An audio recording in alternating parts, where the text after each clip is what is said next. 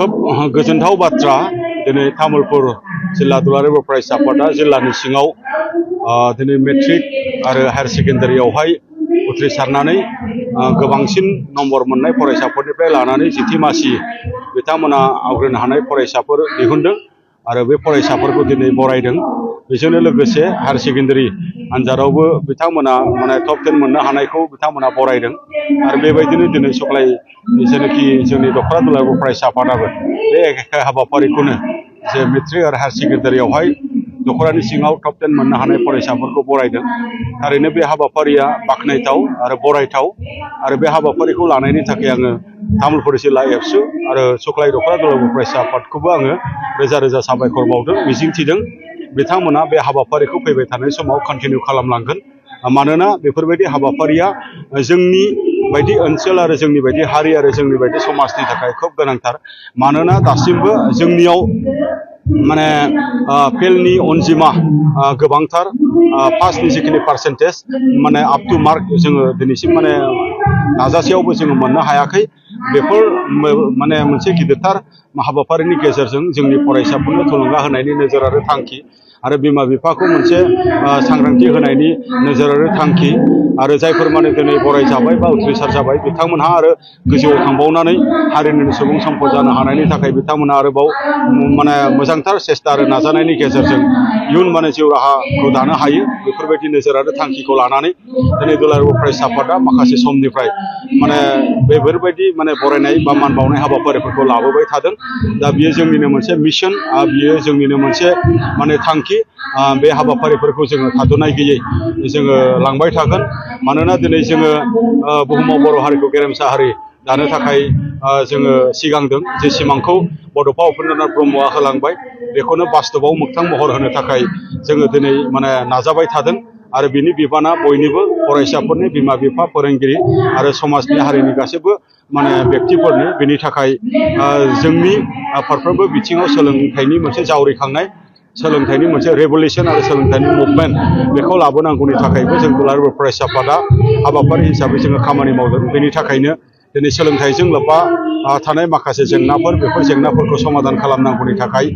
जोंनि समाधानखौ जोंनो खालामनो हानायखौ जों खालामनानै लानो थाखाय रायजो राजा, फरायसा, बिमा बिफाजों जोङो रायज्लायदों आरो फारसेथिं सरकारनि फारसेनिफ्राय जोंनि सोलोंथाइखौ थाद'नाय गैयै जौगानायाव जेबो हेम्पार खालामा जासे, स्पिड ब्रेकार जानानै जेबो हेंथा खालामा जासे थांबाय थानो हानायनि थाखाय सम सम नुजाबाय थानाय जेनाखि सरकारनि धोरोमनिफ्राय मावनो गोनां खामानि बा अबहेलाफोर बेफोरखौ सरकारा फैबाय थानाय समाव सुफुंनानै होगोन जोङो बेखौ मिजिंथिदों। जेरै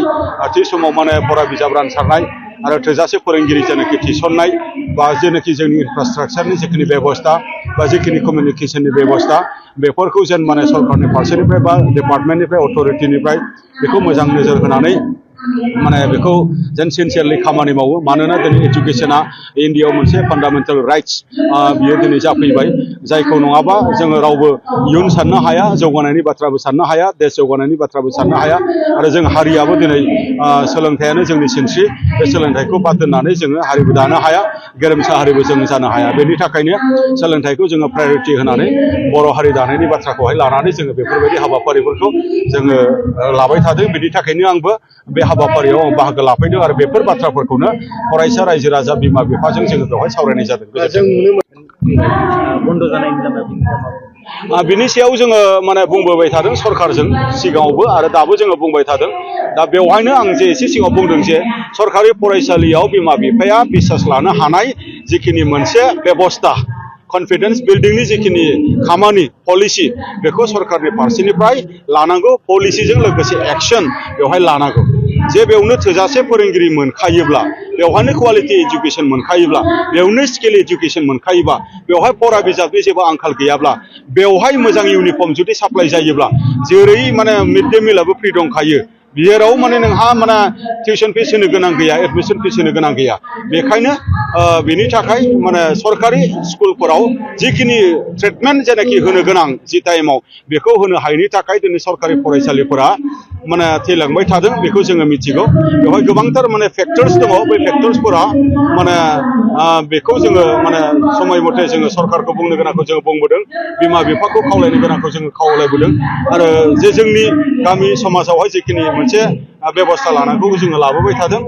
बे माने नुजानाय जोंनि मोनसे चेलेन्जेस आरो बिनि चेलेन्जेसनि मोनसे ओभारकाम बा सलुसना फैबाय थानाय समाव फैगोन बेखौ जोंहा मोनसे मिजिं दङ जोङो माब्लाबाबो कमप्रमाइज बा सारेन्डार जानायनि बाथ्रा गैया तामुलपुर जिल्लायावल' नङा गुबुन गुबुन जिल्लायावबो बेफोरबायदि जेंनाया जाबाय थादों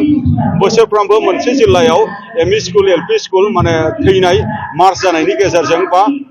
एमालगेमेसन जानायनि गेजेरजों बेबायदि थासारि जाबाय थादों जिर' माने स्टुडेन्ट जालांनायनि थाखाय बा स्टुडेन्ट माने खमायलांनायनि थाखाय दा बेखौ फाइन्ड आउट खालामनोब्ला मोनो जे स्टुडेन्टआ मानो खम जादों मानो जिर' जादों माने भेन्सार बा सरकारि स्कुलनिफ्राय मानो माने प्राइभेटाव थांदों बे बाथ्राखौहाय जोङो नायलायलायोबा जों बयबो बुजिलायखायो बेखिनि गोजोन्थों फरायसाफ्रा खम बिबांनि मोजां रिजाल्ट खालामो बेनि गेजेराव जों बिनि मोनसे माने बाथ्राखौ आङो बे मेलनि गेजेरजोंबो आङो बुंदों जोङो माने नायदों माने प्राइभेट स्कुलनि माने होनाय जेनाखि सोलोंथाइ आरो सरकारि स्कुल बा भेन्सार स्कुल होनाय जेनाखि माने सोलोंथाइ बेवहाय देख मोनसे जोङो माने फारागथिखौ जोङो दिनै नुनो मोनदों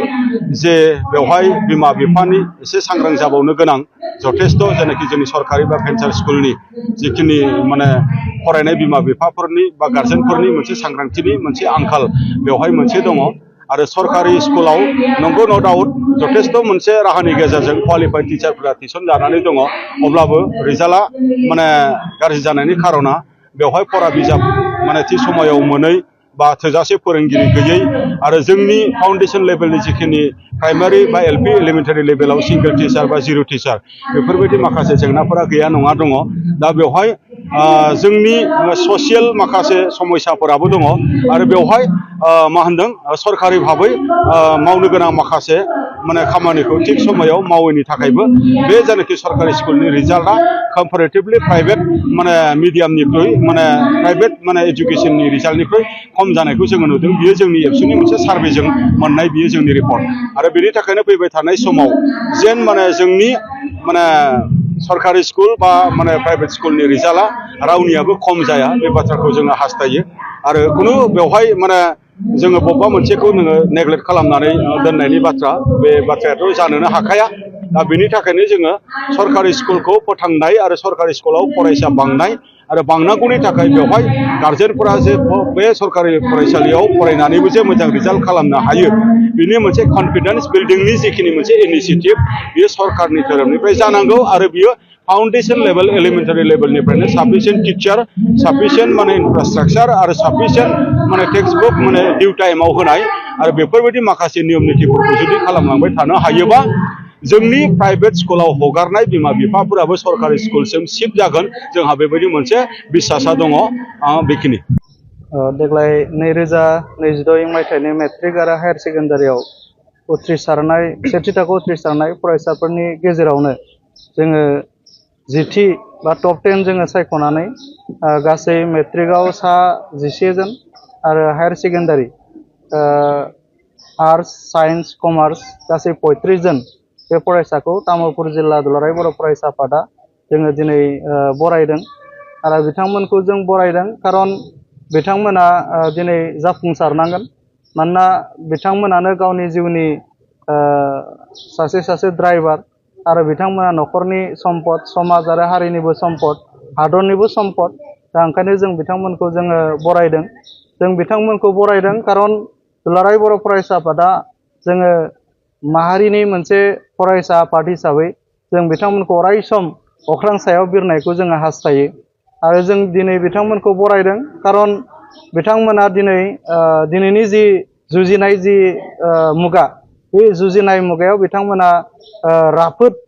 सुबुं सम्पद बिथांमोना दाफुंनानै लानांगोन आरो बे राफोद सुबुं सम्पद दाफुंनानै लानांगौब्ला गुन गोनां सोलोंथाइ लानांगोन आरो गुन गोनां सोलोंथाइ लानांगोनब्ला बिथांमोना माखासे माने गोरों गोरा बिथांमोननि थुलुंगानाय बिथांमोननि बोसोन बेखौ बिथांमोना मानिनानै सोलिनांगोन ओंखायनो जोङो दिनै तामुलपुर जिल्ला दुलाराय बर' फरायसा आफादा सानसेनि मेहेरनां हाबाफारिजों जोङो बरायनाय आरो मान बावनाय हाबाफारिखौ जों लादों आरो बे हाबाफारियाव जोङो दिनै गाहाय आलासि महरै मिरु दुलाराय बर' फरायसा आफादनि गाहाय नेहाथारि खनीन्द्र बसुमतारी सार बिथांखौ जोङो हांख्रायदोंमोन आरो दिनैनि जे बे मेहेरगोनां हाबाफारियाव जों थि बुंथिगिरि आलासि महरै बरमा फरायसालिमानि बिबुंग्रा डक्टर कबिता रामसियारि बिथांखौ जोङो हांख्रायदों आरो बिथांमोननि जे बिबुंथि बे बिबुंथियाव गोबांथार थुलुंगाखांनाय माखासे बिबुंथि बा बोसोन बिबुंथि बिथांमोना लादों आरो जों मिजिंथिदों दिनै जोंनि आलासि बिथांमोननि जि बेसेन गोसा बिबुंथि बे बेसेन गोसा बिबुंथिजों जोंनि फरायसाफोरा थुलुंगा मोनगोन आरो दिनैनि जि बरायनाय हाबाफारि बे बरायनाय हाबाफारियाव बराय जाग्राजों लोगोसेनो जोंहा 8, 9, 10 बांसिनै जोंहा थाखो 9 आरो थाखो 10 नि फरायसा खमबाबो जोंहा माने 450 बा 500नि गेजेराव जोंनि फरायसाफ्रा बेवहाय बाहागो लादोंमोन आरो बेयाव जोंहा मोनसे मिजिंथिनाय बा मोनसे आसा जोंहा दङ दिनै जायफोर फरायसाया बरायजाबाय बे बरायजानायखौ नुनानैनो जोंनि 8, 9, 10 आव फरायनाय जोंनि फरायसाफोरा थुलुंगानाय मोनगोन आरो उननि बिथांमोननि जे फरायनाय सम बिथांमोना बे थुलुंगानायखौ लानानै अरायसम आवगायगोन जों बेखौ जों मिजिंथिदों आरो तामुलपुर जिल्ला दुलाराय बर' फरायसा आफादा बा जोंनि जिल्लाया जोंहा माने गोदानै दाजानाय मोनसे जिल्ला आरो बे जिल्लायाव जोङो सोलोंथाइ बिथिङाव गोबांथार जोंहा जौगानांबावगौ जोंहा दङ दा ओंखायनो जोङो बे सोलोंथाइ बिथिङाव जौगानांगौनि थाखाय जों थुलुंगा महरै दिनैनि बरायनाय हाबाफारिखौ जोङो लादों।